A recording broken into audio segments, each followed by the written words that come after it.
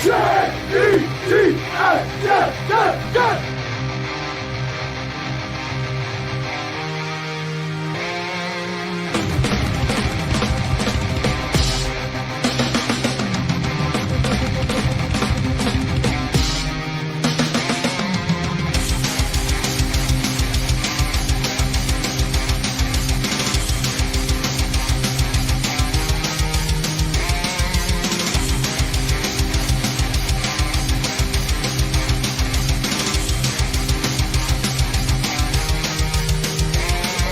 job today, man. It's one at a time, and we'll get the job done. Y'all know what to say. On three. 1, 2, 3. And the home of the Jets.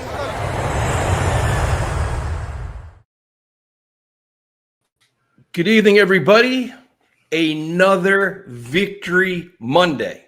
This is becoming a trend. This is called a streak. This is called happiness for most of us fans that actually enjoy winning games. But Afram, you were actually there. You saw this amazing performance by the New York Jets in person. How was that for you, man? It was a sight for sore eyes, I could tell you that. You stayed for the whole game?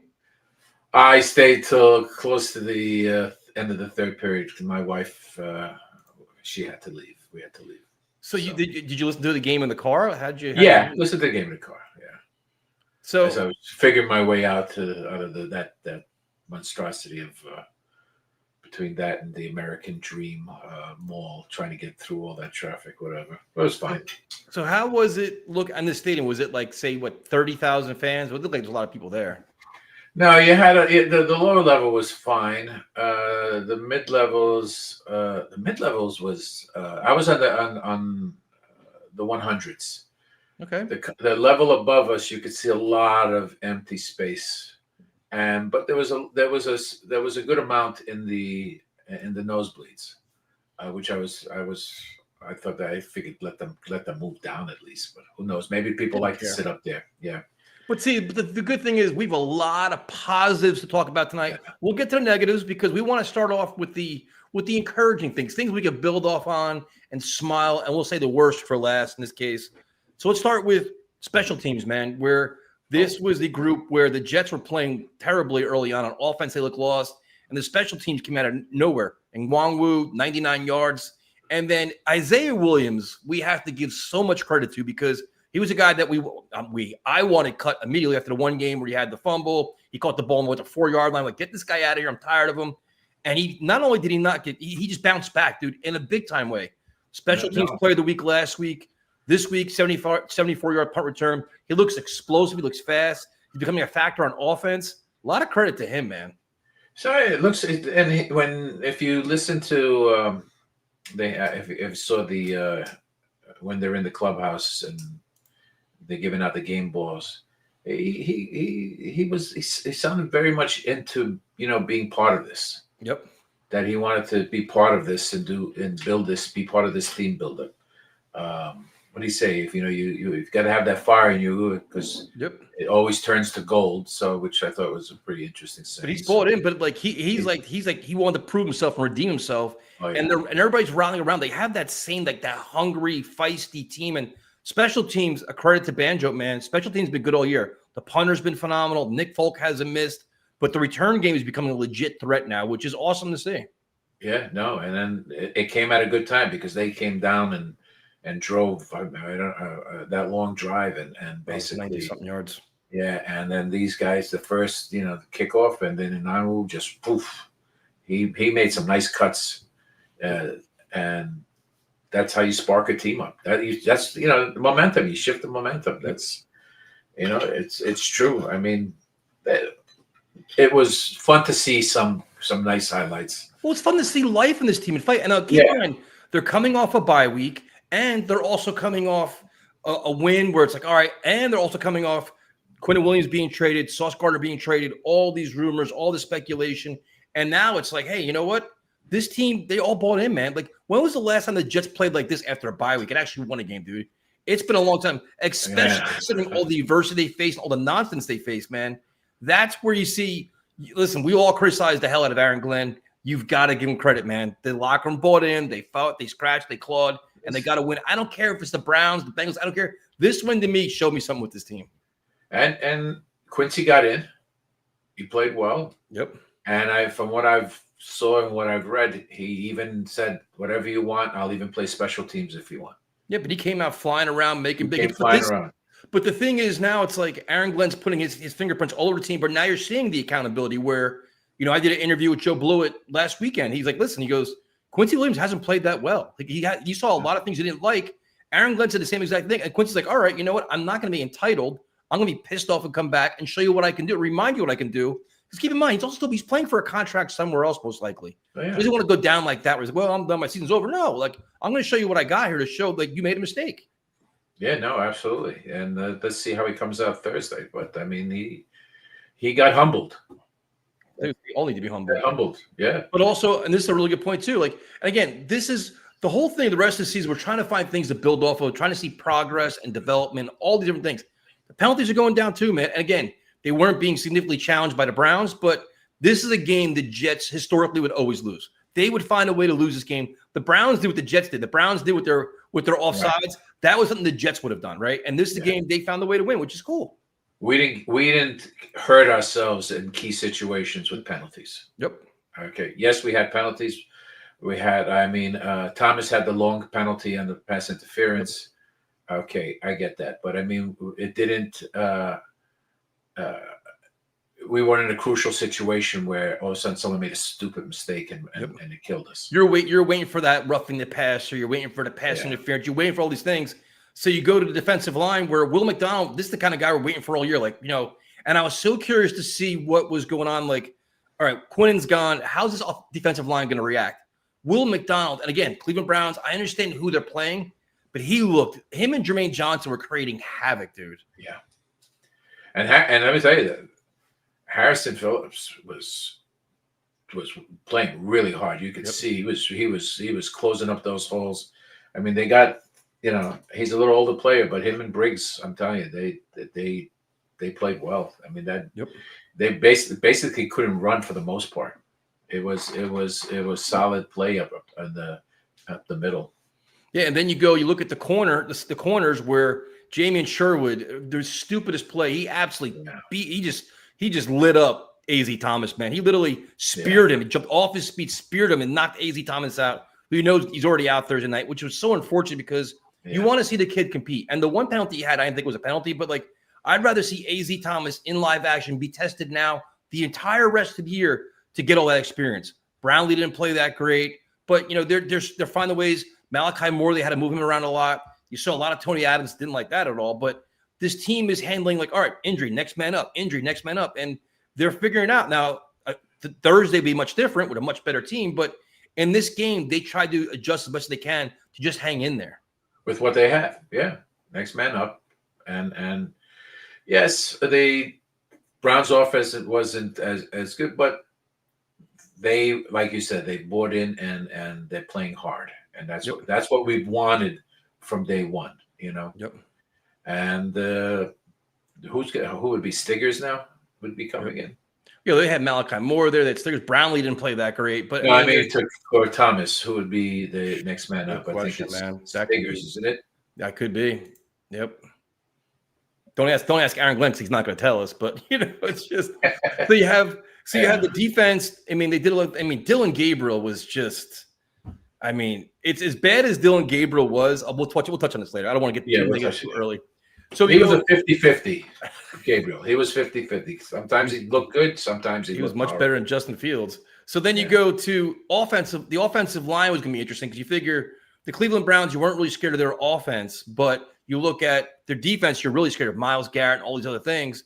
And they gave up one sack. But then I'm like, could that be because they only threw the ball, 11 times? I mean, they didn't throw the ball a lot either, though. No, and then the one sack was because he just kept holding onto the ball and trying to get out of the pocket.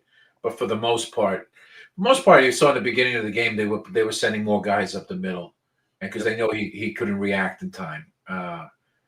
You think they would slide over and try to stop the attack, but I mean that's in the play calling. But there was for the most part they played well. solid. You know, I mean, they're They getting playing. They playing. This is what the game 10 for them, game 9 for them. But they've played together for all the season. and they're getting so many valuable reps for Olu and Membu. You know, Yeah. it's like Tippmann's coming along at guard, and then it's like when they realize that Justin Fields just can't throw a forward pass, which was no shocker to me. They ran the ball, and the Browns knew they were running the ball, and they still couldn't stop it. Like they have that. The one thing this Jets team has shown is in the fourth quarter, this offensive line gets a little nastier when they want to run the ball and kind of finish the game out. They play with that. They grind it out, man. Like if they could ever throw the ball consistently and pass block would be nice, but they have a little nasty edge to them. Yeah, no, I think they like to block and knock people down. I know. What's his name? On the right side, Membu. Membu. He likes to push people down. You could see it. But that's like they need badass guys. They need dogs. They need like these physical guys They need that want to attitude. dominate you. They have to do that. And it's like Okay. for so long we had guys that just didn't give a shit, and they're getting pushed around like, oh, our quarterback got hit. I don't care. This guy got hit. I don't care. Like this is the culture change you want, where you have these more physical guys. They need guys with attitude. You got to go in with attitude and not take any shit from it. You know. And this is a really good point, and this is something I love too. In the fourth quarter, where Aaron Glenn literally ran, it was like I think it was a TV timeout. He ran on the field and told his offensive line like, "We need to dominate now." He was so fired up and invested in it, and the players feed off that, man. Where it's like everybody gave solid credit for being that little puppet on the sideline doing all this other shit. Dude, Aaron Glenn, he gets involved too, man. Where it's like he adds that intensity factor to his team. Yeah, you got to keep them motivated, even late in the game. I mean, you just got to get them on there and show them you're behind them. Yep. Show confidence in them. I mean, you can't sit there like this and just watch the game and But he's bringing that extra intensity Fire. where he needed. Yeah. For those of you guys asking, StreamYard said I can do 2 different streams. I could do one vertical, one horizon. They said just do both of them. One's for phones, one's for YouTube. I have no idea what that means, so I don't know. I don't have to tell you. I'm just trying. They just told me to do it. No idea. So you go to the offensive line played well. You saw a lot of really good things from Brees. And what I was getting so frustrated was they weren't throwing any screen passes to him. Like this one screen pass they finally threw to him was a 42-yard touchdown or whatever it was. But where was that all game? Like the play calling drove me crazy. But I think it was just that they knew that Justin Fields couldn't throw the football. Once Justin Fields threw the interception, you're like, well, that's that. There goes your vertical game, because now he's petrified. Glenn's petrified. And what they should have did was they should have benched him. But getting Brees involved, especially now with Garrett Wilson's going to be out 3 to 4 weeks, it should be all Brees all the time. Screen passes, run the ball, do whatever you want. Sprinkle on Isaiah Davis. He wasn't involved yesterday either. Like, I don't understand what they just saw what Isaiah Davis can do 2 weeks ago. Why not do it again? Like, it didn't. Where's Mason Taylor? Oh, you know what I mean? So I don't know. He's not getting the ball out. That's the problem. Because he sucks, dude. Can we just talk about it now? Like, it's Are we shifting to the bad now? Are we shifting? Yeah, this is the bad part now. As bad as Dylan Gabriel was, he was light years better than Justin Fields. Justin Fields was awful, and he reminds me of a starting pitcher when you watch baseball. You could tell in the first inning if the guy has it or not. Like, doesn't have his fastball today. You knew right early on, like, this is one of these games again. And it was like once the interception happened, I'm like, check him out. Like, it's just he's out. Like, and this is the Justin Fields we saw before the Bengals game. This is no surprise. This is who he was. The Bengals game was a deodorant it hid all the stink of our quarterback play, and boom, now it's back again. And Aaron Glenn cannot keep doubling down and throwing him out there. Like, to me, honestly, I know they're coming off a win and all the positives. I wouldn't even play him Thursday night. I'd say, you know what? I thought about it. Tyrod Taylor's not healthy. Tyrod's starting Thursday night because I want to give my team the best chance to win, and that's what I would do. Yeah. I've noticed that when teams attack him right away in the first few possessions, they send a lot of guys in, and it seems to razzle him. And then from that point on, he just doesn't have the confidence because he's always worried about someone's going to come after him. No, he when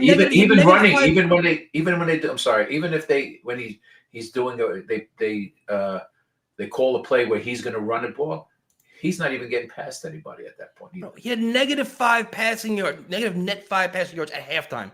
It was like the stats were worse than Zach Wilson's stats. And it's not the first time this season. This isn't the first time. Like, Romeo, I was driving Romeo crazy yesterday. I'm like, bro, we have positive passing yards yet? And it was like, what, late third quarter that happened? And the Brees Hall screen pass bailed out Aaron Glenn. It bailed out Justin Fields because the stats are going to be historically awful. Like you can be like, how the hell is this guy? Like, how is he still on this team? Like how not team, but on the field playing where you can't throw the ball. The players know he can't throw the ball. It's inexcusable now. And the Jets are kind of arrogant, but it's going to come to bite him in the ass. Especially like if he does this Thursday night, like you've got to pull him. If you see early on he's struggling, can't complete a screen pass or a friggin' 10-yard pass, like out, take him out. You don't think they're gonna Rabel's gonna send the house on him But in the beginning? He's why gonna wouldn't razzle you? him, and that's it. Stack the box, dare Justin Fields to beat you, either with his legs or with his arm. If you can't do it with his arm, do RPOs. Let him roll out. Let him do different things. He's not a drop back passer, man. Yeah, I don't expect much on Thursday, to be honest with you. No, but you want listen, you want to see them be competitive. But I think right now where AD Mitchell should be active now. He wasn't active this week. AD Mitchell, Mechie, bring all the young guys up. Alan Lazard he should have been traded or cut him. Don't need him. Like complete youth movement. But use what you have at the same time. Get Mason Taylor involved. Like there's ways to kind of like at least get positive yards other than what they're doing now. Use screen passes. And the one end around they did the friggin' John Mechie. Where's Arian Smith at? Yeah. The fact that you got these new wide receivers who can probably play better than what you had, your best shot is to put in Tyrod. Yep, because 100%. He can pass, and that'll keep it'll prevent them to stack the box. But the thing is, but let him be aggressive. Like Aaron Glenn actually gave Fields credit. Like, well, on the interception, I'm glad he pushed the ball downfield. Like, bro, seriously, come on. At that point, come out the game like that. Your play action pass shouldn't be a 1-yard pass. That's when you play action pass. First of all, he doesn't do it well, but it's nothing vertical. It's all the same thing every time. And teams now know it. You've had a sample size now. It's enough to say we know what he can't do, which is a lot of things, and we know what he can do. Let's take that away. You pass halfway the season. He doesn't show you anything. No.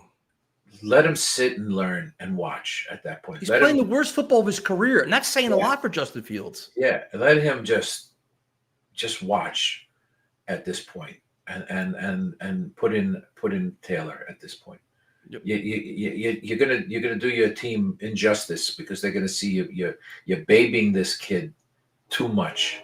No, he doesn't have it. Goodbye.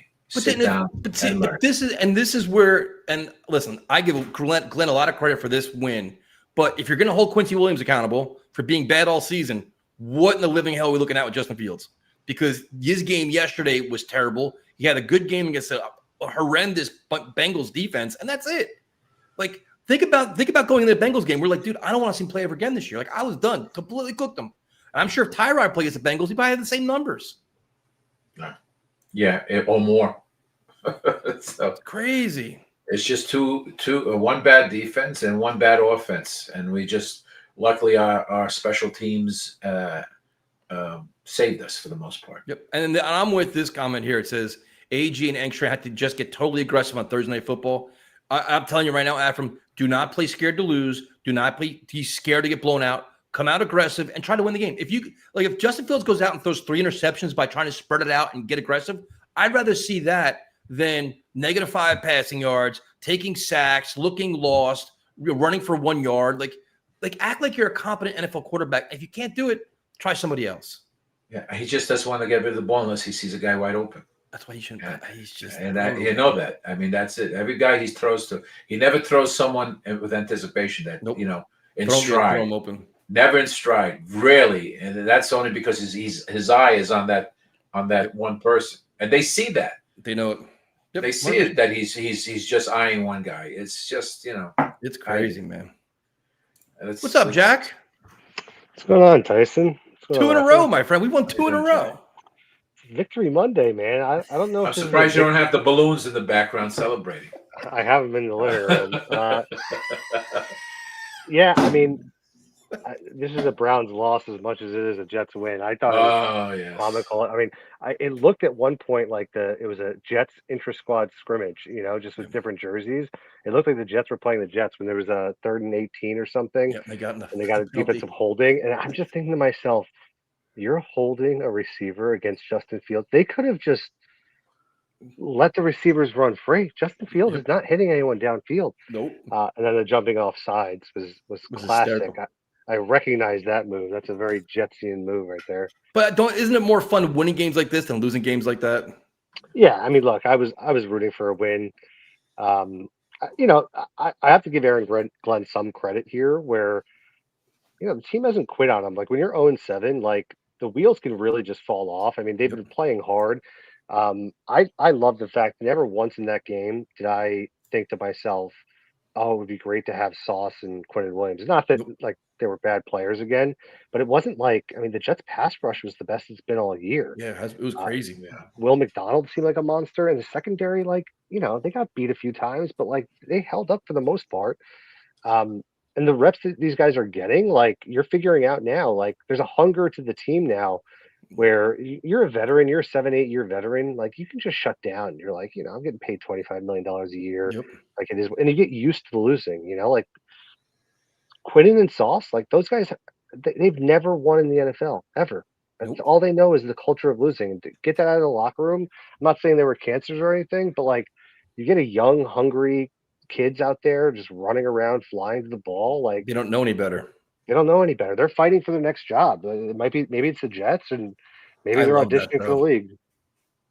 I love it though. And the other thing too is like now their hard work's getting rewarded too. Like, listen, they've been through an awful start of the season where it's like everybody hated them, fire this guy, fire that guy. You guys suck. Now you win 2 in a row. Like they can breathe a little bit, enjoy it, and kind of like, all right, this hard work's paying off. We're buying into the division. We're making some progress, which for this young team is big, man.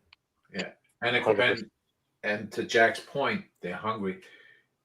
Now AG has to owe it to them to put the best possible it should be quarterback behind the line. Yeah, because that's going to translate. If they keep putting this guy in, it's going to translate to that team. What are we doing here? We know what he's able to do. The one thing that Aaron Glenn seems to have taken from Bill Parcells' book is, I mean, there's a couple of clips of Bill Parcells. People are asking him about starters, and he just, I don't give a shit who's starting. Like, I don't care. Like, people who are going to play are going to play. And he showed a willingness to bench guys that previous regimes wouldn't. Like, I used to scream at the TV thinking to myself, how is Buster Skrine still on the field? And Todd Bowles would never bench anybody. You could be, I mean, you could be getting lit up for weeks upon a time, and it was like it never crossed his mind. Like maybe I'll sit him down if for no other reason to send a message. Like sometimes I don't care if the guy behind you is worse. It's just like you need the message to be delivered, and when you do it to a guy like Quincy, Quincy for the most part is like a fan favorite, flies around the field. I'm sure. I'm not sitting here breaking down schemes and figuring out does he belong in this exact position. Fans love him because he just flies the ball and he's selfless with his body, right? Like, and he makes plays. He seemed to respond to it. I love the way he handled it too. He owned it. He's like, well, they thought I wasn't good. They thought this and that, but he's like, I want to prove myself to everybody. He could have been like, you know what? F this staff. I'm not doing this shit. I'm going to be like disgruntled. I want out, cut me, all this. But he actually took the reverse and tried to use it as a motivating factor for everybody, which was good to see. The Williams brothers were raised right. I mean, you could the way they're both of those guys are just pure class. The way they handle everything. Yep. I love Quincy. I don't know if he's going to be here beyond this year, but I doubt it. I feel like a guy like that is he's been a good Jet, and they found him off the trash heap. Like it's funny to think that guy was a 3rd-round draft pick who maybe he was with the Jaguars for a year. Jaguars, yep. And he was just cut. But yeah, he's a good player. So yeah, Justin Fields, guys. I mean, bro, it's bad. This is as bad as it gets, and that's the only thing that's frustrating the most out of me is when you see Fields play this bad, you don't really know what Engstrand is. And I want to learn more of what Engstrand is as we go forward and try to draft a young quarterback, right? You kind of say, oh, listen, what's his game management? What's his play management? How aggressive is he? How creative is he? And you don't have that ability to do that when Justin Fields can't throw an 8-yard pass. And it's not even that he can't. It's just that he's unwilling to do it. Like the interceptions, like I don't care about interceptions. It's actually funny. I saw Mike McDaniel talking about this past Bills game, and he basically told Tua on 3rd and long, he was like, we're going to do a throw punt, right? We're going to send a guy 40 yards down the field, chuck it up. If you throw an interception, I don't care. It's a punt, right? Yep. And part of it's like, why aren't we doing the same thing? Why aren't more teams doing that? Like when it's 3rd an impossible. It's like treat it like a punt.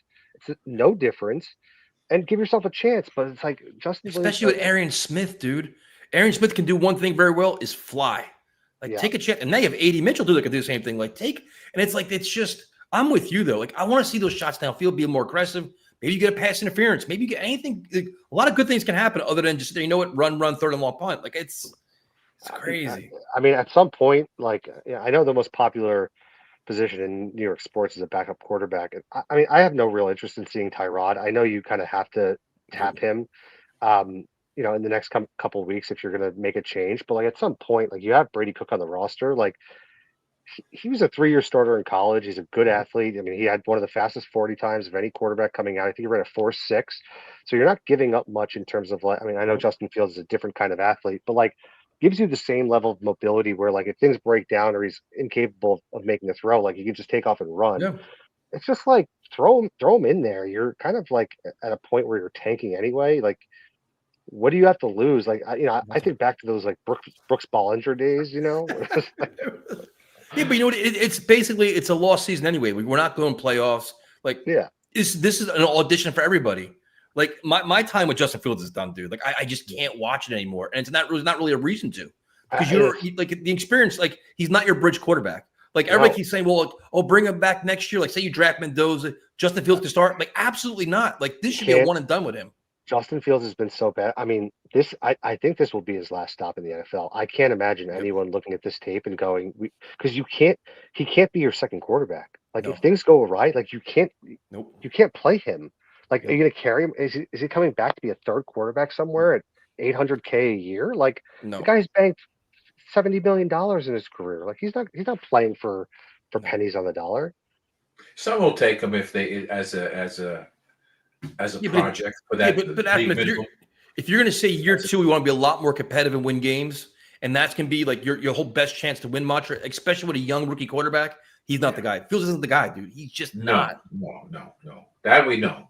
We know. And if you're a coach, it's like you spend all this time implementing these schemes, and I mean I've seen tons of plays this year where it's like you look back at it and there's 3 open receivers and it's just him shell-shocked, unwilling to even throw a ball. And it's like, air it out. Like he's got a decent enough arm. It's just he's scared, dude. He's scared. He's conservative. He's scared to make a mistake. He's scared for the errant throw. And maybe he just lacks confidence. It's just how do you go from like the Bengals game to this game is just it's mind-numbing. Aaron Rodgers, there's been a bunch of quarterbacks over the course of recent history that have been criticized. Neil O'Donnell was one of them. Yep. I believe I was too young, but Ken O'Brien, I think, was accused of this, where he would just refuse to throw the ball. And they took 1 million sacks because they didn't want to hurt their completion percentage and they didn't want to hurt their interception rate.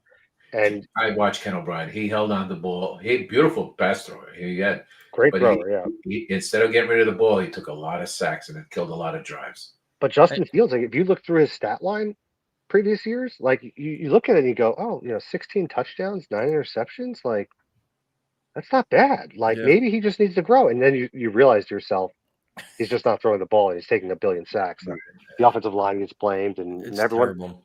The offensive line's got to want to kill him. Like they've got to be really frustrated.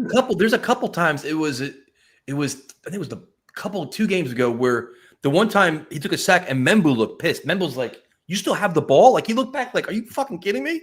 And you can see like but that's when the losing adds up. They look back like, and it's not. He probably didn't mean to like show him up like that. But I see he was so frustrated that's what happened. These guys are coached on a 3-step drop. It's like you got to hold your block 2.5 seconds. The ball's going to be gone. Yeah. And I think these linemen, they have that. They're so well rehearsed and repetition that's what they're expecting. And they look around. They're like, "What are you doing? Like you're not."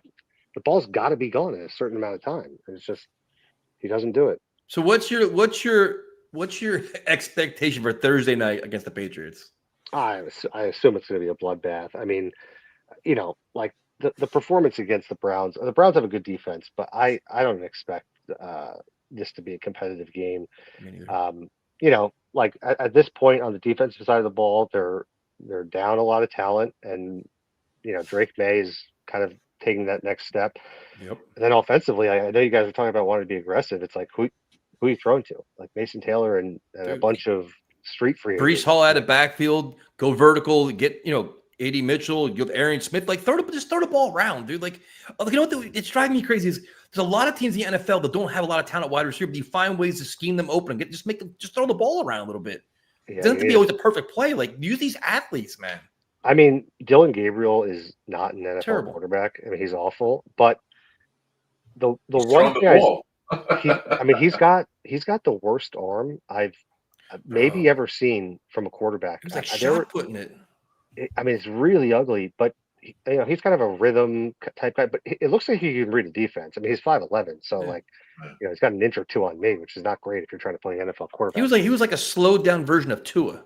He threw he had the Tua throwing style, but just a slower version. That same philosophy. Yeah. I mean, if Brock Purdy never exists, then Dylan Gabriel never gets drafted. I feel like these GMs convince themselves like, oh, I can make this guy into something. Look at Brock Purdy. Brock Purdy, played pretty, but no, he's not an NFL quarterback. Not in today's NFL. Too small, weak arm. Well, Jack, we going to the road. Thanks for calling, man. We appreciate it. You guys have a good night. Later, dude. Yeah, Jack. Victory Monday. This is our second Victory Monday in a row, and we had a bye week too. That's a Victory Monday too. It's like 3 Victory Mondays. And we're still complaining. I'm not complaining. It's just observations. Observations. But Dylan Gabriel, man, Dylan Gabriel was terrible, and he still outplayed Justin Fields. And why isn't Shedeur not in? Bro, if you're Stefanski, is Shedeur that bad that you keep trotting out Dylan Gabriel? Because there's no way. He threw the one pass, he dropped back, he had a clean pocket and a clean passing lane. There was nothing there. He threw a worm burner. There was literally no reason to throw the pass. I was like, oof, man. Look at this, Afram. We haven't lost a game in almost a month. We haven't thrown a pass in almost a month either. We celebrate 8-yard passes, which is ridiculous. What's up, man? All right. The man. Oh, he's back with the hoodie. I'm worried now. He's coming. He's got an agenda now. Back in the darkness, I guess. Yeah, that's it. All this winning's got him upset, I think. The passing highlights that's what they got me in the darkness. Honestly, that's what got me. There's a lot of positives yesterday too, though. Yeah, there are. I was happy to win. Honest. Me too. I was not angry at winning. I'll say that. I wasn't jumping for joy. I would be very happy to win on Thursday, though. I'll tell you that. I would love to win on Thursday. Sign me up, dude. I can't. If there's one game where they outplay, they completely shock everybody, let it be Thursday night primetime television versus the Patriots. Let it be that game. I've been saying entering the Browns game. I told my brother I would lose this game to beat the Patriots on Thursday. Yep, me too. So I would have been more than happy if we can win on Thursday. Yeah, because you don't want to get humiliated, and then because as excited as everybody is now, they get trounced 45-10 on Thursday night. The doom and gloom is back Friday. Fire everybody. We don't know what we have, and I'm kind of getting tired of that. You kind of just want to see them keep building on this, even if it's a competitive loss. Much better than get your doors blown off. Yeah. And then quickly on the thing you guys just ended with about Gabriel Shedeur. I'm someone who wasn't Jets can go get Shedeur even when he started following the draft. I wanted nothing to do with that. I wouldn't consider myself the biggest Shedeur fan, but I seen him in college. There's no way he throws the football worse than this. There's they tell you, the fans, we don't know this and we can't see that, and we don't know what happens in the meeting rooms and the players' personalities. I know from a pure football standpoint, he is not throwing a football into the ground 4 feet in front of him with the open receiver. That's just that pass was so bad. Some of the worst quarterback play I've ever seen. I honestly, a quarterback like Dylan Gabriel would have Zach Wilson being called a generational prospect. But think about what you're saying, right? Yeah, he was still better than Justin Fields. We are in darkness. We are in QB hell. Do you think he's being told to play him instead of Shedeur just to lose? No, because there might be a world where that's what the Browns are doing, but that's what I'm saying. Gabriel was the guy Stefanski has, if you believe the line of reporting and stuff that's coming out in Cleveland, Gabriel was Stefanski's kind of guy. He wasn't the one who wanted Shedeur on the team. I think it was up to Stefanski. They probably don't draft Shedeur at all. So I don't think. I think Stefanski is sticking with his guy. I think he's also just riding it out, knowing that he's fired. He gets his big paycheck.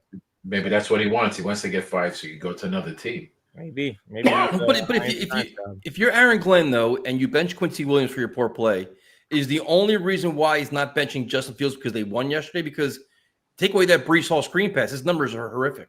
I mean, I hope he is benching him, and he just decided to just tell him it's the same thing. Because I mean, even if he is benching him, it's not like he'd tell the media that. I'd have so much respect for him, dude, if he did that. I have so much respect for him. Like that's really showing like your competitive nature where you want to win, and everybody's like, all right, listen, he's not screwing around now. Yeah, because I obviously there's no way you can watch the game and feel like. I mean, obviously the fans can see that we can't pass the ball, that we can't throw the ball, and coaches can say whatever they want in front of the podium. The plays they call and the way that the team goes about their game plan tells you that they know they can't pass the football. Yep. So at a certain point, you have to do something. I still don't love. Sorry, I have to go. You know, he did it once. He can do it again, but he has to show he's got the balls to do it.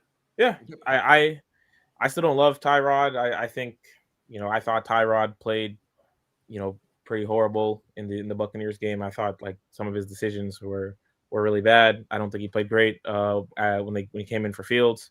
Obviously he missed some throws. It was nice to see him throw the ball downfield, but I felt like for what the expectations I had for Tyrod, he didn't do great.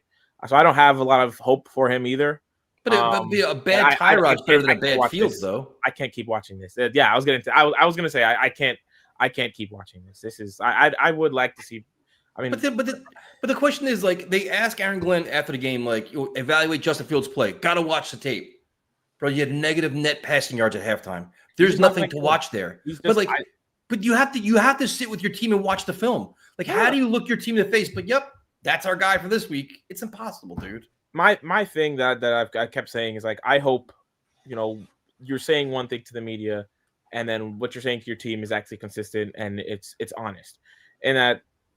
For as much as the media complains about it, as much as they want to see, him tell them this and that, I to be honest, I couldn't care less what the coach says in the media as long as he's not just like saying there's things you can't say, right? Of course, but it's not his words, it's his actions. Like he should show us. Where I think like if Glenn is coming out and he is saying to the media, basically like refusing to criticize Fields, and then he goes into the meeting rooms and he refuses to criticize Fields, and then he talks to Fields one-on-one and he refuses to criticize Fields, okay, that's when I have an actual problem. The problem is we'll never know. So all we can go off is off of what he says in the media. Where if he's in the media and he doesn't criticize Fields, but then he's saying all the things he needs to be saying that we're thinking in private, I don't have a problem with it.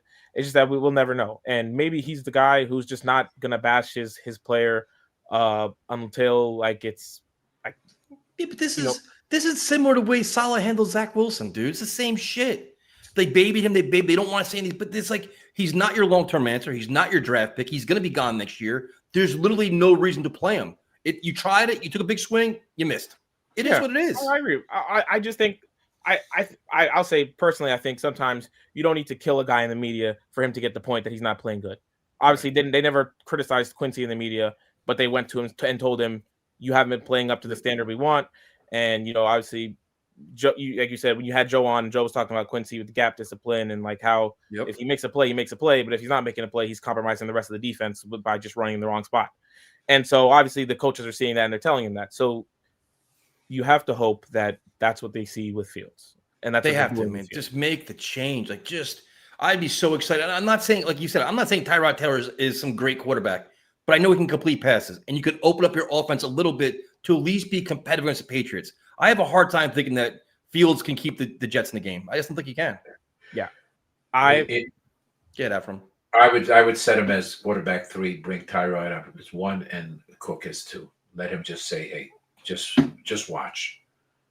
Because you can see the kid's sensitive. He talks about crying in the closet, and then they say how he brushes it out of his head, the game. He's a cool cat. If you're crying in the closet, something's going on with you. Well, I mean, it's just I think he has all this pressure. Like he realizes this is his last job to be a starting quarterback in the NFL, last chance.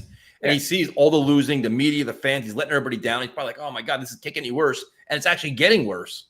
Yeah, I mean, all the pressure. I think, as you guys talked about, like this might be his last job. I think Fields is looking at. I don't think he's going to find a place on a team.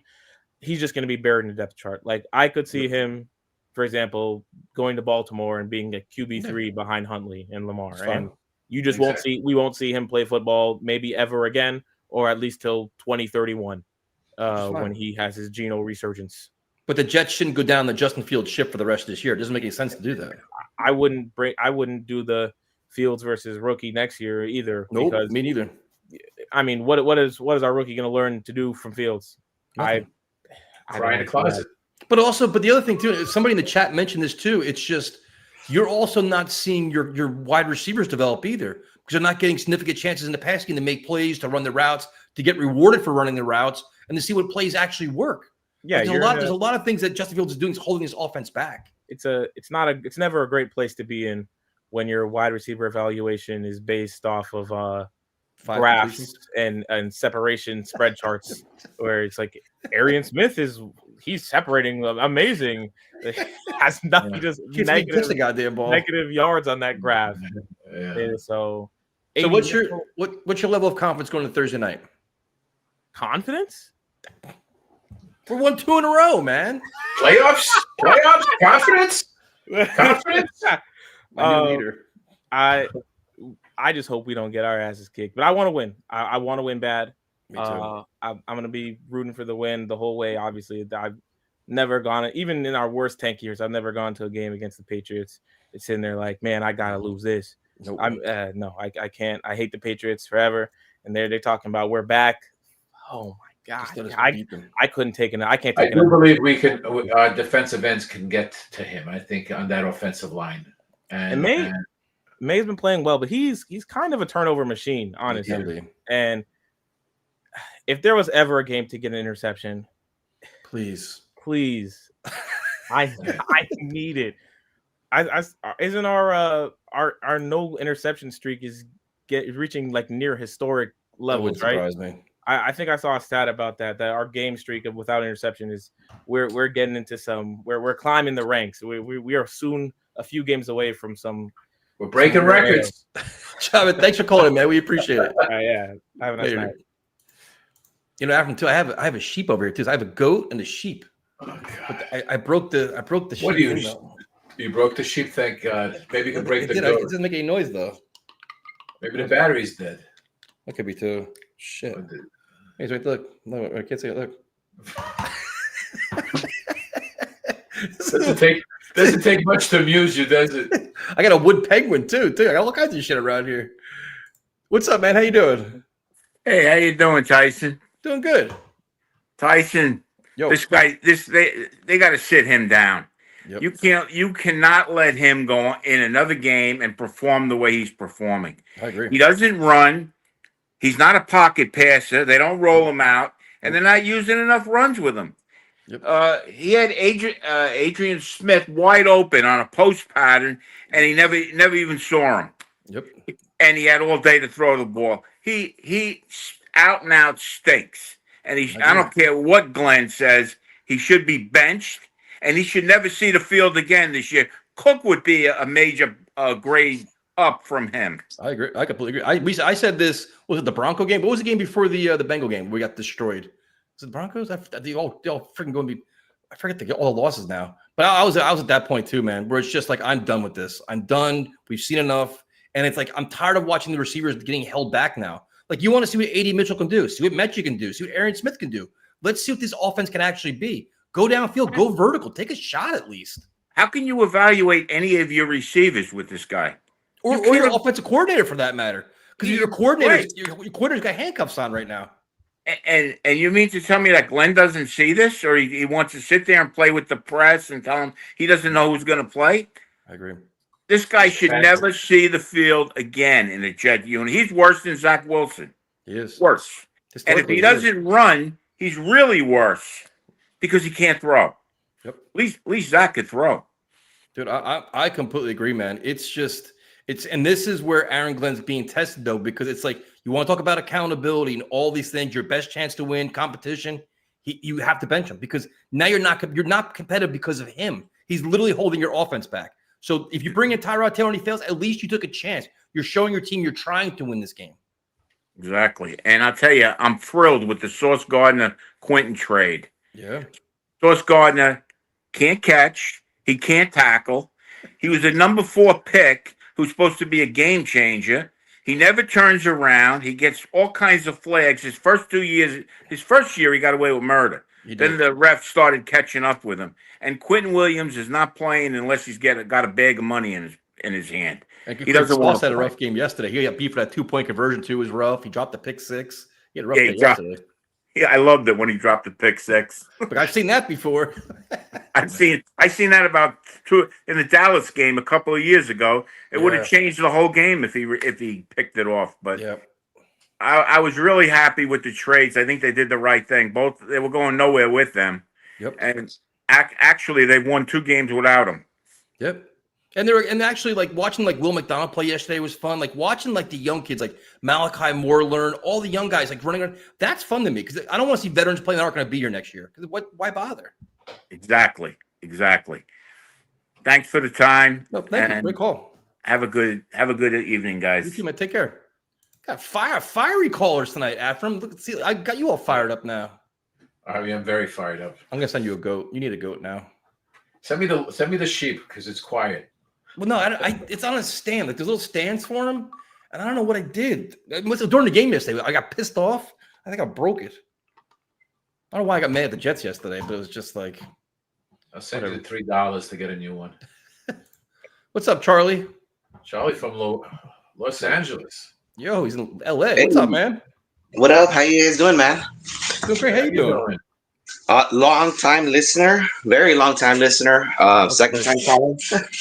So, yeah, I love this show because you guys taught me how to like temper my expectations at all times. Is that a good thing? Everything else was kind of like hype, and you guys kept it kind of real. You know what I'm saying? So we're downers. You're telling us we're a negative influence. We're realists. No, but the good. No, you guys keep it real. That's what I'm talking about. It's not easy. What made you? How are you in LA as a Jet fan? Well, I started watching football like at the age of 30, believe it or not, and I started watching football just like on my own, right? And I started really watching it, and I'm all like, I gotta start going for a team. And I didn't really want to go for the San Diego Chargers. I don't really like that. I don't like their owner either.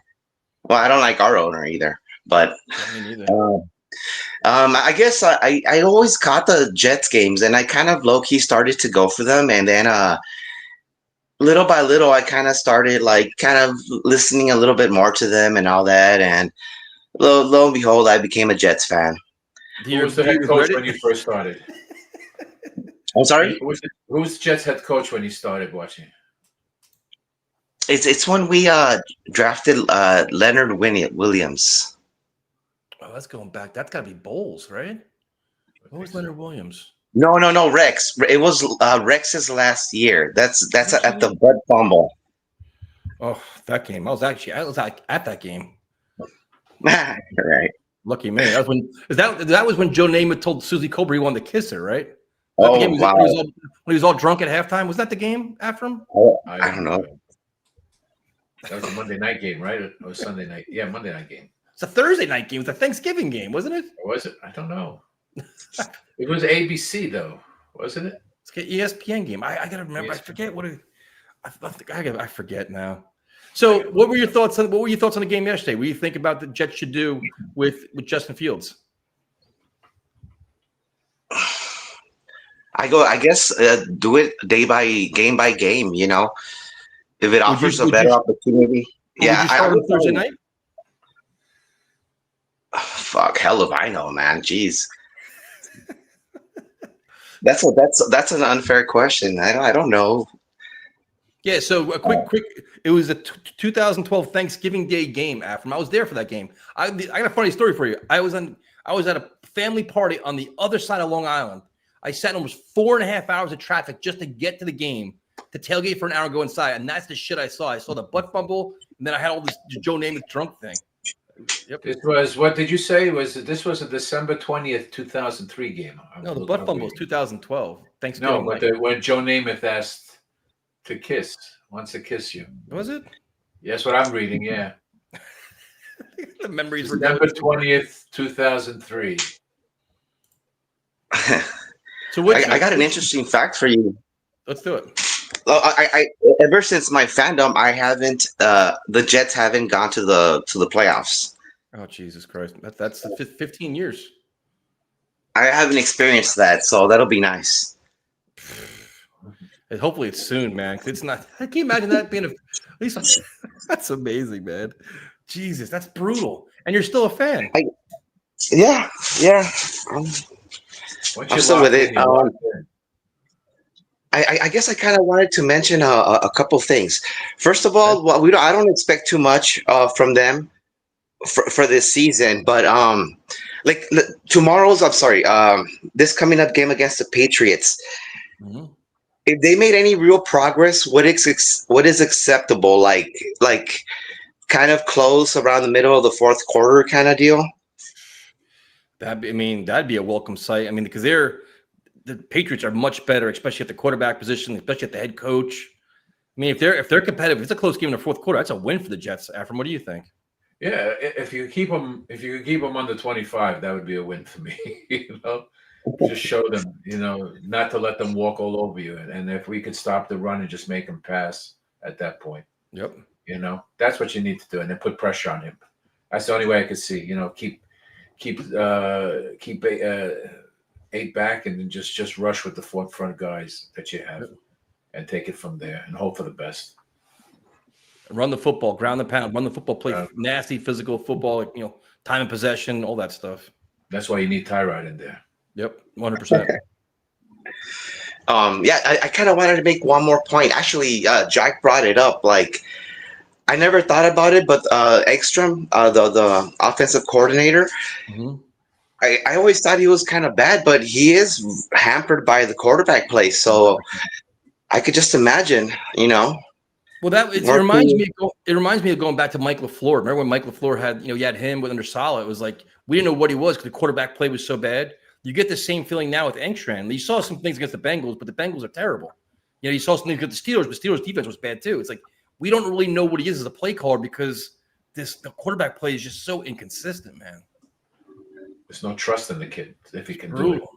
Yeah, especially like it was a 3rd and goal yesterday. They took no shots in the end zone. They ran the ball, kicked the field goal. Like they didn't care. They're like, you know what? We're not. They're so scared to get an interception with Justin Fields. They won't throw it. Cool, man.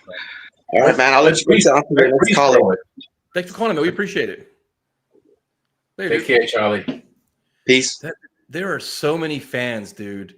That it's good to see. I've been a fan so long. I haven't seen a playoff game in their entire lives. Jesus Christ, it's just this team, man. It's brutal, dude. Yeah, look. Remember that we go back to these days when Mike LaFleur looked good. He looked good with Josh Johnson. He looked good with Flacco. He looked good with Mike White, and looked terrible with Zach. Engstrand's just it's a work in progress. What's up, James? What's going on, guys? How are you? Doing good. How you doing, man? Good, brother. Good, thanks. Did I hear that correctly a couple seconds ago? You guys are advocating for Tyrod Taylor to start? Is that what I heard? Thursday night, yep. That's what you said? Yes, sir. The lesser of two evils. Listen, we already know what's going to happen with Tyrod. At least with Justin, we have the element of the RPO. If they use it. What? If they use it with them, that's the big exactly. Okay, yeah. But if we're just talking about Tanner Engstrand and how we think he might be a bright young mind, you would say to yourselves, maybe this coming week on Thursday, we'll implement more of the RPO. Tyrod Taylor is not the answer, gentlemen. We know that. But if we're trying to, kind of mitigate things that a defense can do to us, Tyrod Taylor makes us much more simple, I would say, on offense. Easier to defend, in my opinion. But do you think the defense is scared of Justin Fields' passing game right now? He's too scared to throw the ball. No, I do not. No, I don't. However, at some point, and he tried to that, on that throw to Garrett, which he absolutely telegraphed that whole thing. He did. But when it's time to throw, and your nuts are to the flame, excuse me, you have to make these simple throws. We're not asking him to do a lot. A 15-yard dig is not difficult. A quick slant to one of the quickest receivers and one of the most elusive receivers in football. 5 yards, boom. It should be right on him. These things should be very basic. So the fact that he's not doing it, yes, is worrisome, but I don't think Tyrod Taylor would do. I just think would be much more conventional and a lot easier to defend. Like, I completely listen. If they came out with Justin Fields and said, "Be aggressive, throw the ball, play with confidence, and just let him air it out," like, I'd rather go down in flames. Justin Fields throwing 3 interceptions. If he does that, I'd be watching that. Other than what we saw yesterday, dude, where he's like dropping back, not trusting his eyes, not trusting his arm. Like it's boring, and you can't beat the Patriots that way. But what you're saying, I agree with what you're saying, though. If you want to bring him out, say, "Listen, Justin, throw the fucking football, throw it." I'm down. Because that's all I want, dude. Just let the fucking thing rip. Like enough with the play point guard. You're not playing point guard because you're not fucking distributing the football. So if you're gonna throw the rock, let's use the play action. Everybody knows we can run the ball. Let's get some gadget stuff in and out, and let's see if we can get this win on Thursday. I know it's I know it's optimistic.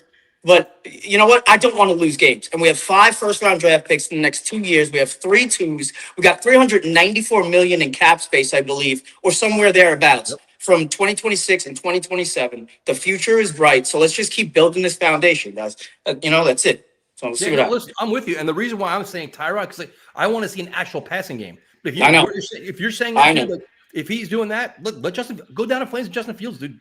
I want to see like an aggressive game plan where the Jets aren't scared to lose.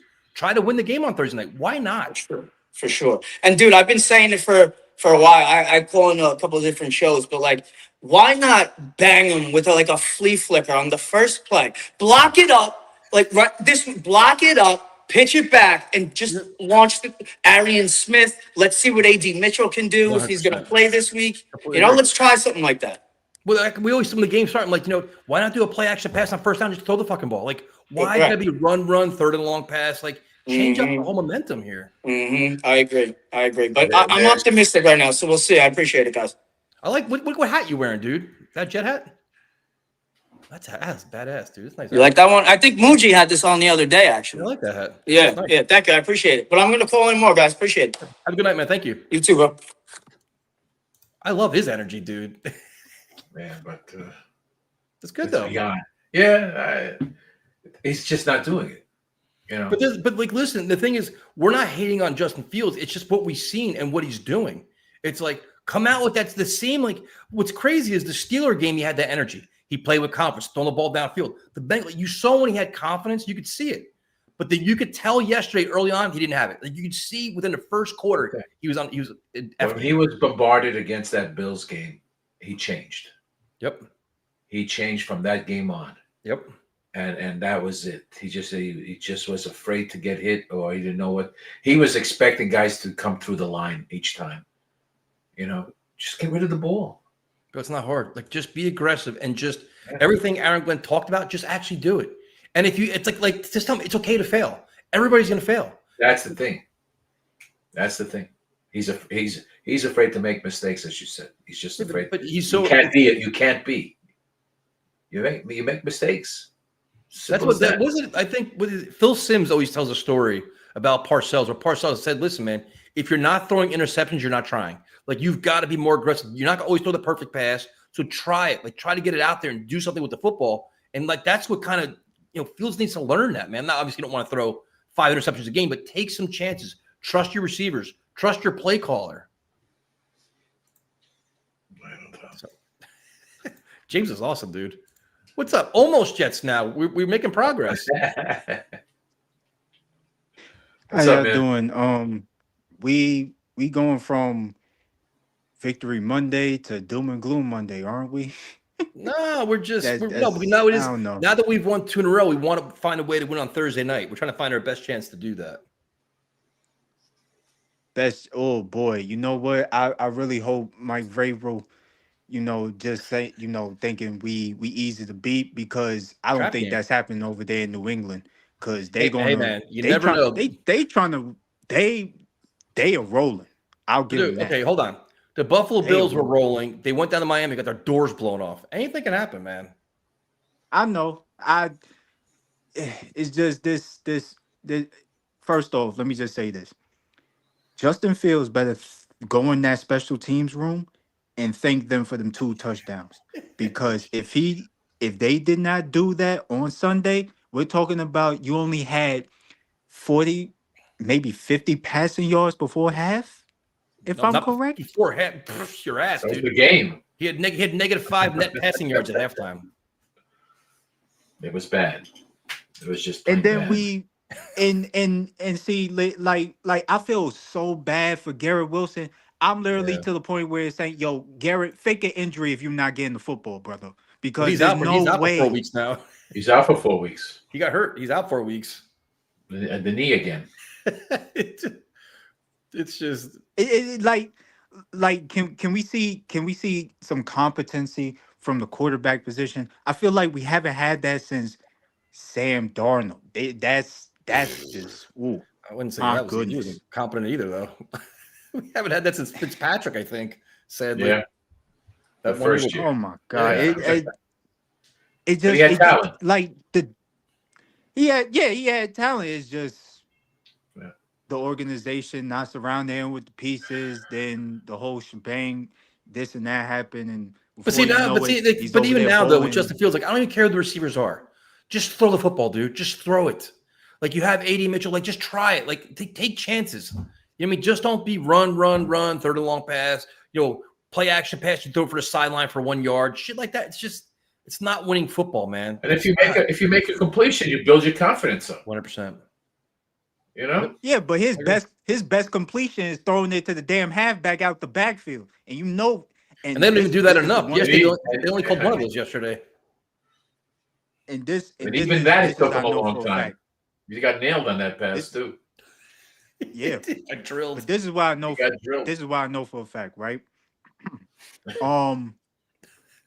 New England's defense, they're very hurt right now, and I believe they're going to have a lot more injuries to report coming up this Thursday. The one thing that I could say that fits within the Belichick system is they're very good at shutting down what you like to do best. And the Jets, They're gonna if have a they challenge don't there. get it together or find well, They yeah, don't do anything. but if they don't get it together and find Fields' comfort zone, which is, bro, dude, like we understand you can run. Okay, if a pass is not there, run outside the pocket. It seems like we're talking more about your bad games than your good games. To the point where I literally said to myself, like, dang, it's bad when Woody Johnson has a point in saying there's no competency or, our quarterback's been the pass. like, He's right. and Say it again. then you go out there against the Bengals and you have your best game since week 1, and then you come back. Then you come back. Bengals, the Bengals are a get right game for everybody. Their defense is awful. They are. The Bengals defense is just bad. Like if Tyrod Taylor played, he'd probably do the same thing, man. He would have. Yeah, probably would have. I would like to see Brady Cook. I would like to see Adonai Mitchell right now. Yep. I don't know why he didn't play in that Browns game. I guess y'all love baby and he wasn't active. Yeah, him and Allen. But like, what couldn't he? What couldn't he do? Just run routes in the air. It's all everybody else is doing. I mean, be accountable. We gotta stop babying these play. This is the second coach that we had to deal with that baby our quarterback. Like, what is it? I understand you paid him $20 million. This is Aaron Glenn having a double standard is what this is, right? After him, because you figure he's held Quincy Williams accountable, he cut Xavier Gibson, he's talking about all these things he's doing. Meanwhile, your quarterback is an enormous liability. He is. So you can't be like, well, you got to do this, but the guy can't throw a freaking pass. They have to come to some conclusion to say, hey, he's not the answer. They got lucky. They got lucky. Roll him out. But they got lucky. Tyrod was hurt. That's what they all of a sudden conveniently, when everybody wanted Justin Fields to be benched, Tyrod was hurt with his knee injury again. They got lucky with that.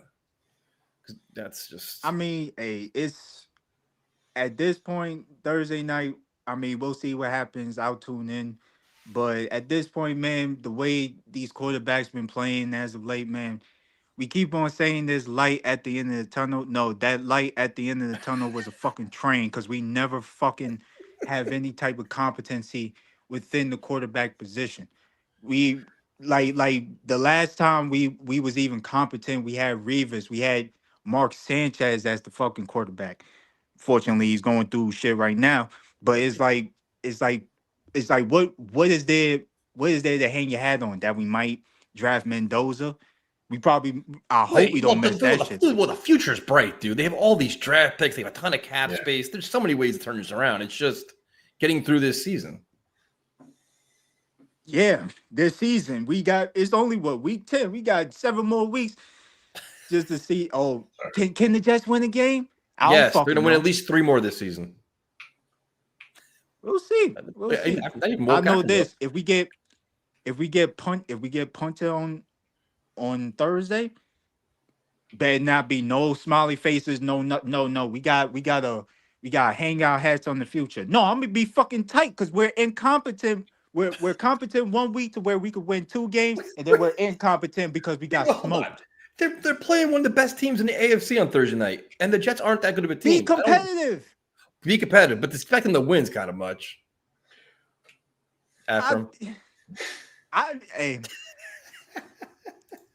Hey, I'm with you. I wish for them to happen, but I got to be a realist also. Okay, got to be a realist. Don't expect mistakes like Cleveland did. Have a good night, man. You as well. Later, dude. Take care. He take the life out of you, man. What happened over there? You all right? I'm fine. I'm just, I have no answers. You know, you wish for everyone wants to win it, but do you see it with Fields? No, starting. I don't. I mean, you know what you're getting. You know what you're getting.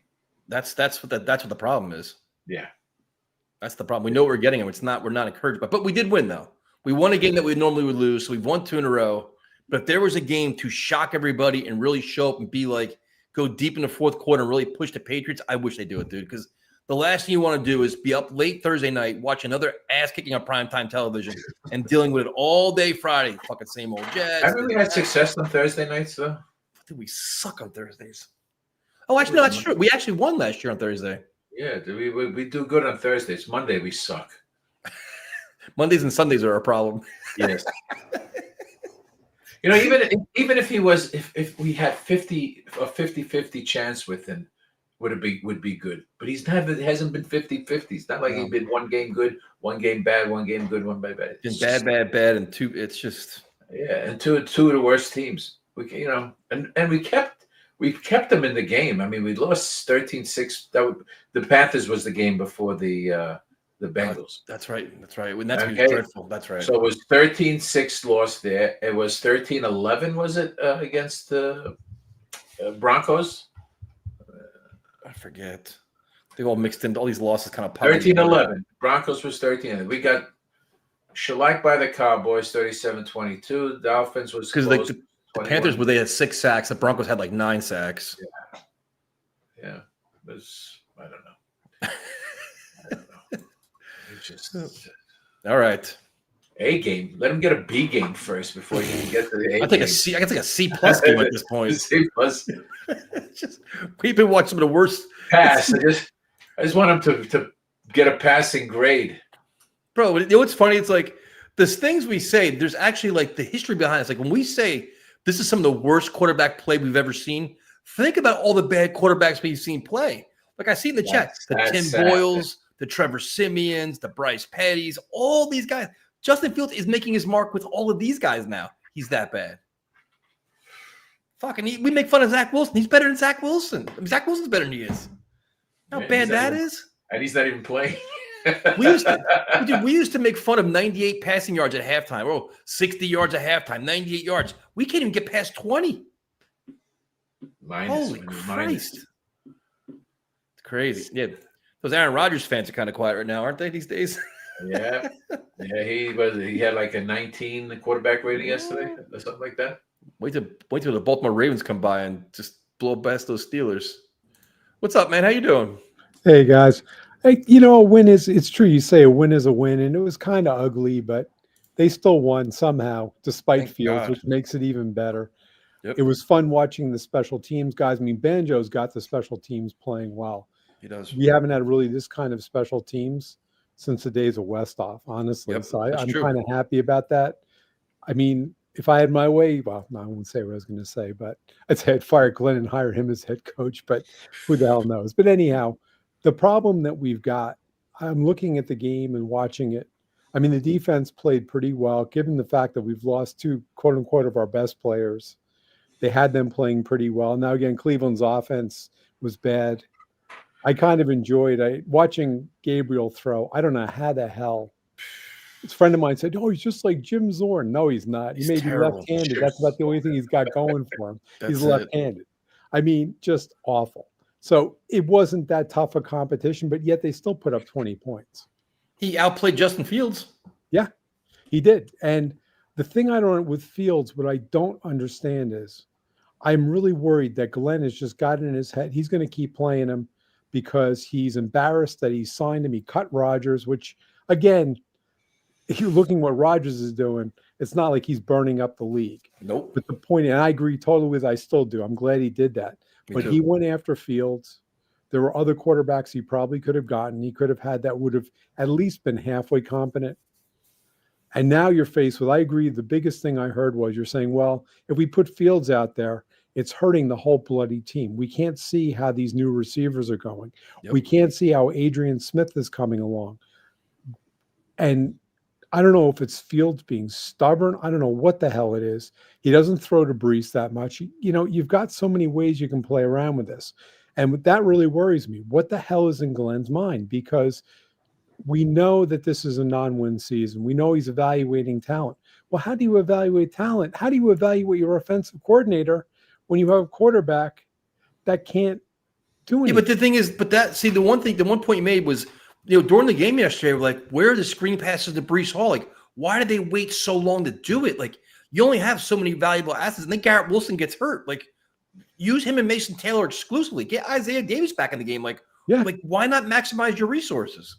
And again, the other thing I was thinking about, because I was thinking about playing New England, you got Josh McDaniels there. The guy makes a good OC. I was thinking about the year that Brady was out because of the tampered footballs, right? And Matt Castle. But what they did, and if you watch, I'm going that year because it was interesting. So they had Garoppolo as a backup. It was not a bad quarterback. McDaniels made him successful. He got hurt. They brought in Brissett when he was still, I think he was a rookie at that point. Yep. And Josh McDaniels was doing everything in the playbook. They were doing read option. They were doing triple option. They were doing all kinds of crap to get him, because in his wheel space at the time, he wasn't a particularly good quarterback. He's a lot better now, but he was a good running back. He was a good running quarterback, and they used it. And why the hell isn't Engstrand doing that? You know, if you're going to use Fields, then admit that he's basically Tim Tebow. No, but that's the whole thing. But the thing, I think Aaron Glenn's done two things that he's dug himself a hole. When they signed Justin Fields, his endless praise and his arrogance about what they can do with him and build around him was that. And then how he talked about, we're competitive, we want to win now, we want to do all these things. And he's slowly backtracking throughout all this. He's like, you know, the whole thing, I want a team the fans can be proud of. All of a sudden, he's like, yeah, I want a team the fans can be proud of, but just not right now. We're not there yet. No shit, dude. Like, he talked himself into a lot of these holes. He did. And it was interesting. There was a discussion on one of the streams, one of the vlogs on YouTube, and somebody asked, well, he's never seen such, like, people dumping on a coach so soon, and asking why. And I said, well, you haven't been around the Jets long enough. Believe me, they did it. We did it with Gase not long ago, and we certainly did it with Kotite, especially after they fired Pete Carroll, because that was not a popular decision. And people dumped all over Kotite the whole time. So, but Glenn brought this on himself, though. He did, and that was somebody asked about that. They said there's a lot of things there. If you look at Glenn and you say, why are people dumping on him? He came in here and he said, okay, I'm changing the culture. Great. He said, we're going to win. He specifically said, we're going to win this year. We're going to play. We're playing to win. He also made it sound, this is what really helped bury him. He came out and said this was a good team that was miscoached, that it was Saleh and his coaching, that he came out and basically outright said that several times, more than a few times. Then all of a sudden the team's not working well, and the implication coming out is the personnel. That's why they're dumping people and stuff like that. He's backed himself into a corner. Yeah, Saying, but somebody can make a video of the timeline of him being all arrogant, overconfident, and as the losses piled up, his excuses and his stance change. Big ships turn slow. All these different things. It was the whole competition thing, right? Oh, there's a lot of change. There's a lot of this. You gotta be patient. Like, dude, you talked yourself into all these problems. But even like the in-game shit with the Hail Mary before halftime, he said it in one game. If I were in the situation again, I would change my mind. The next fucking week he did it and made the same mistake. Like, he does this himself. So it's like, Jet fans are fair, dude. We want to believe, we want to bind somebody, but we've seen so much bad coaching that when we know, like, nope, that's a mistake. That's a problem. That's a problem. Like, we're trained for it now. Right after him, like, we know when we see it now. And like, why would we not say anything? Because we want to have a staff we can believe in, especially when you're going to have all these valuable draft picks. Yeah. And that comes into a lot of things. And again, it also comes down to the coaching staff. I've talked about this. My biggest concern is Glenn going to sit back and say, you know what, maybe I don't have the coaching staff. I'm not saying get rid of Engstrand or getting rid of, but you know what? You've got a situation here. You're going to be bringing in a quarterback. And the only thing is, do you have coaches that can adapt to that quarterback? Because this thing of we're going to draft the perfect quarterback for my system, it very rarely works. Yep. And I don't know what Engstrand's system is. You're right. That's the other thing that bothers me. Having Fields out there, Tyrod Taylor, we know what he is. Yep. He's a halfway competent backup quarterback at the end of his career. He's hurt. Who knows even if he can play? I mean, I wouldn't be surprised if he's, really banged up. There was no addressing that either. But the point is, at least you can do things with him. You can test out. He can throw he has enough left in the tank. He can throw downfield to Smith. He can do these things. And he's willing to do it. And again, it takes out an excuse, because Fields right now is a generic excuse to say, it's not the offensive coordinator, it's not whatever, it's Fields. Well, it probably is a large part of him. You can see it. He's not playing. But it's not. But this is the problem I have. Like, you have this young, impressionable team that you're trying to teach them how to compete and win and change your culture and accountability. Your best chance to win is not Justin Fields, and everybody knows it now. So for him to do it out of arrogance or out of spite or whatever the freaking reason is, he's making himself look bad. And then his handling of it in the media, well, don't ask me quarterback questions. Listen, man, your quarterback's a liability. Everybody knows it. You don't need to watch the fucking tape. We watched the entire season of it now, or however many games he's played. Like, it's no secret. Like, we know what it is. Well, so just own it. And again, the other thing is, if he really thinks that Fields has the ability to play, right? Then let him play. Why isn't he going to Engstrand and saying, look, we've got to change the scheme. We've got to try something. I don't care what it is. You're right. RPO.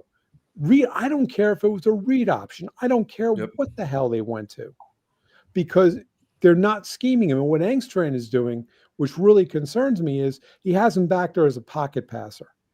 And he's not. He never was. He's not a good pocket passer. Nope. They're not trying RPO. They're not trying all these things that he might at least be able to get something out of them. Yeah, but the weird thing is, though, they tried it. They tried it in the Bengal game.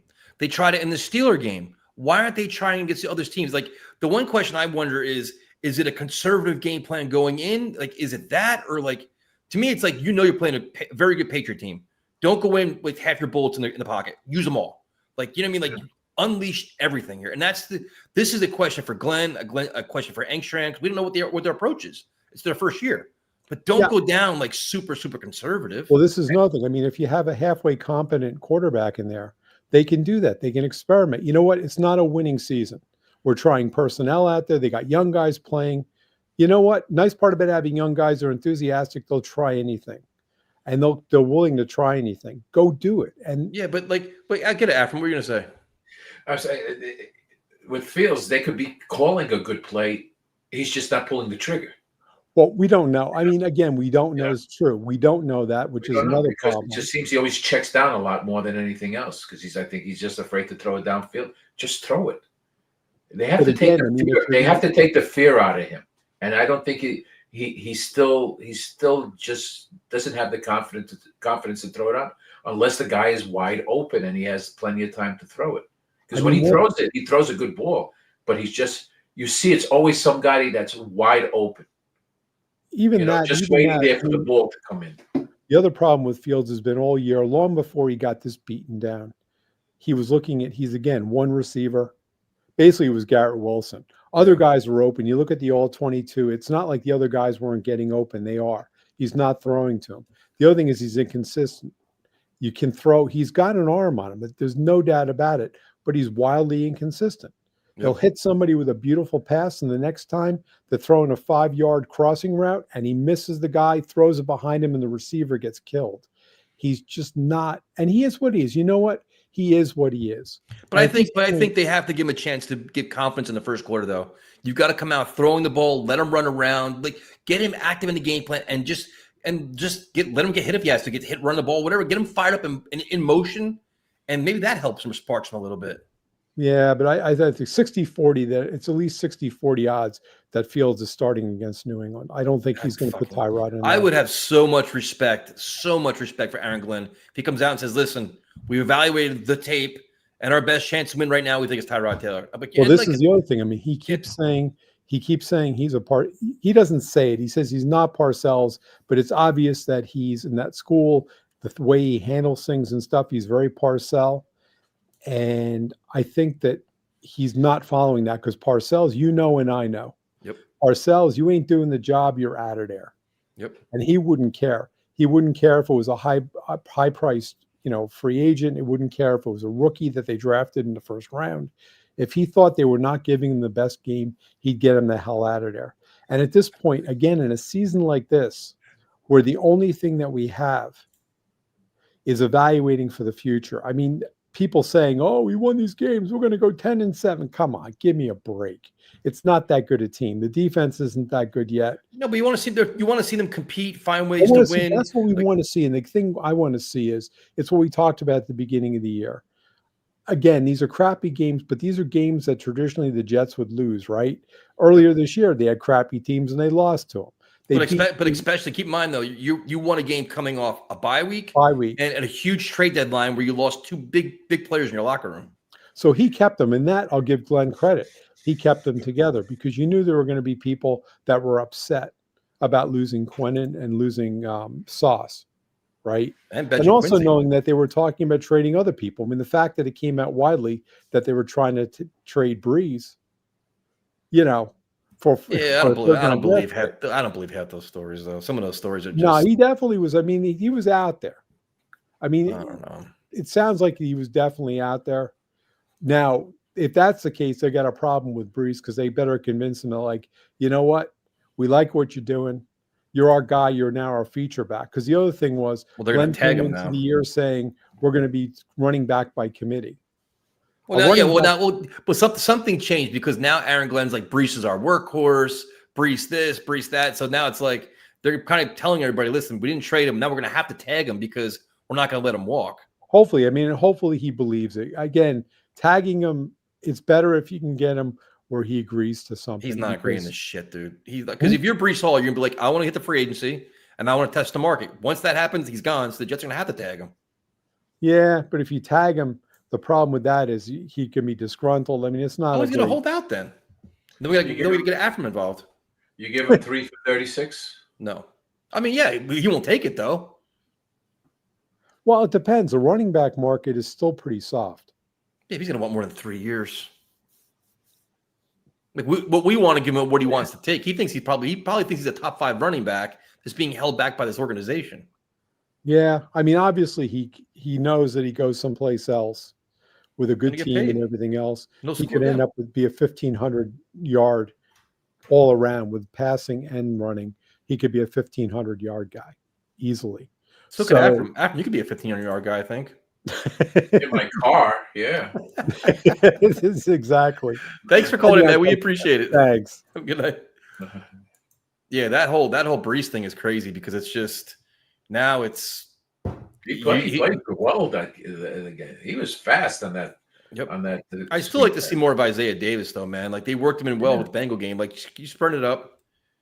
It's a matter of just him doing what he's supposed to do, and you just don't know what he's going to do, whether he feels confident to throw the ball. I mean, he was waiting to throw the ball. You could see he turned and that was it, and he threw it to Breece. And then he took that big hit, and it took him forever to even get it to him. Look at this comment now. Glenn is getting better each week. He has a team playing hard. You can see the players getting developed. I do agree. Tyrod should start on Tuesday. Glenn is the right coach to lead the Jets, Afram. Yeah, listen. 2 wins in a row changes things, doesn't it? Makes everybody feel a little better. Wins do make a difference, but deodorant. But it's fun to watch. It's fun. Like you go to work today, like they won the game, you feel better. You're not like it's just I just want to see him be competitive, dude. That's all we wanted coming in. Yep. You know, we were realistic about how many wins, but we wanted to see if he could get this team to play and play tough. You know, play competitive and competent. And all right, Ephraim. Thursday night football, primetime television. The entire world is watching. What is your prediction for this marquee matchup between the first place Patriots and the struggling Jets? 28-12. Jets? Patriots. I'm being honest. Yeah, I'm being realistic. Yeah. Come on, man. Do you honestly? How could I? Yeah, same score. How can you go in thinking any otherwise? To be honest, because we just I'd love for them to win, but every time we do that, they just don't show up. This kid. We just watched the Miami Dolphins blow the doors off the Bills. That's a different story. Why is that a different story? That's just something's going on over there. You used to be the voice of reason. You used to be the voice of. This is the reasoning, and I'm being reasonable here. What else do you want me to do? But he has the voice of reason. The reason is just we don't have a good quarterback, unfortunately. I mean, we should beat the Broncos, right? If we had a competent quarterback. You beat the Panthers. You beat the Panthers. Okay? We could beat the Steelers. We could have beaten the Steelers. We could have beaten Tampa as well, right? See? We can beat the Patriots.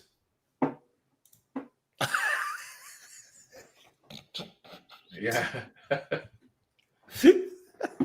Bring a towel, my friend. Bring a towel to dry your eyes, because you know as good as I do that there's going to be a tough game to beat. They just have to figure if Wilkes can do something with that front four and drop 7 back and make it difficult for these guys to be open, you might have a chance, because you still got to contain May from running as well.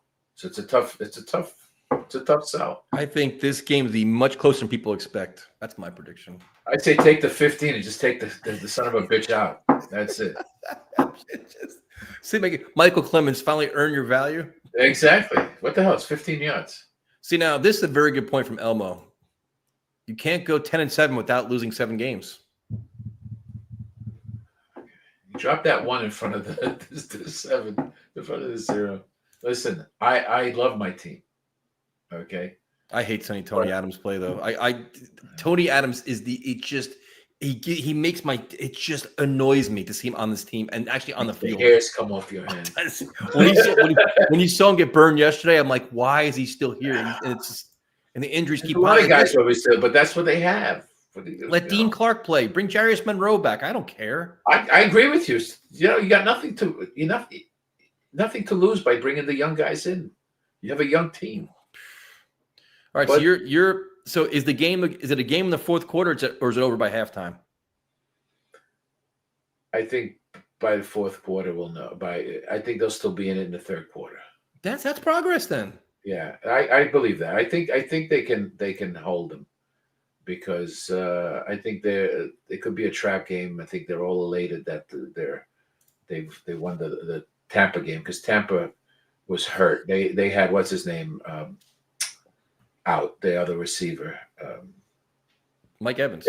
The opposite Evans. Egbuka? No, Godwin.